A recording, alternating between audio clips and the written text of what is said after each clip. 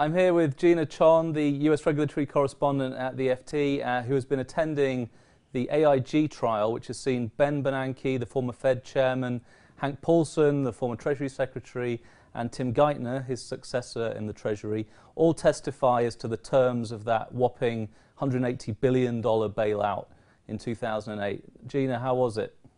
Well, it's been really interesting, Tom, and I think their testimony is reflective of their individual personalities, where we saw Paulson being sort of very straightforward and breeze through in about 2 hours, you know, using earnest phrases like "you betcha" and things like that, where Geithner, being Geithner, was, you know, a little bit more feisty. He sort of sparred with David Boies, the plaintiff's attorney, a bit, made some jokes, and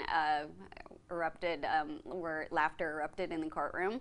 And today we're seeing Bernanke on the stand, where he is a bit more reserved and stoic, and I think not as amused to be there. And perhaps there was a fourth member, despite there only being 3 people, Edward Quince. Who, yes. This was the mystery today. Who is Edward Quince? Yes, the mysterious Edward Quince.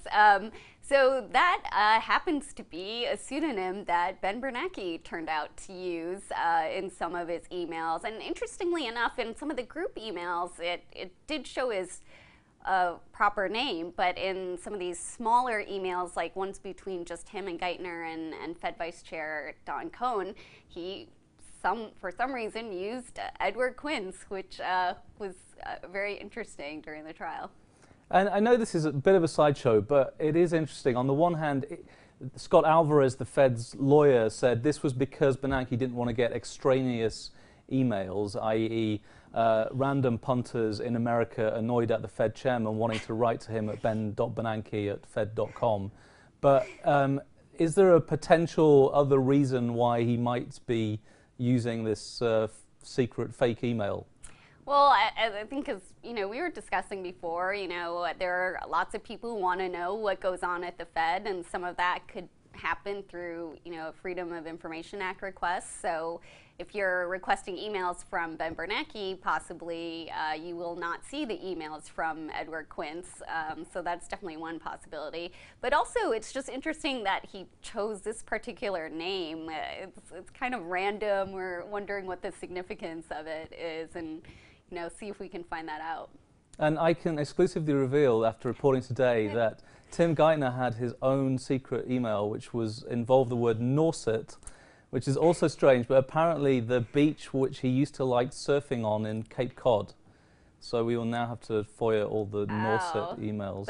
That's good sleuthing. Yeah, thank you very much. You made a good use of your day. Back to the substance briefly of this trial. What is it looking like?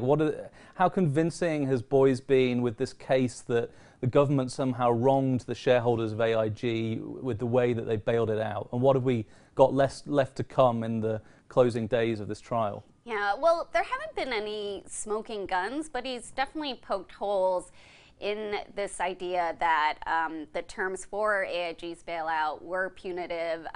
Hank Paulson used those words and said that's sort of tough breaks in these kinds of situations.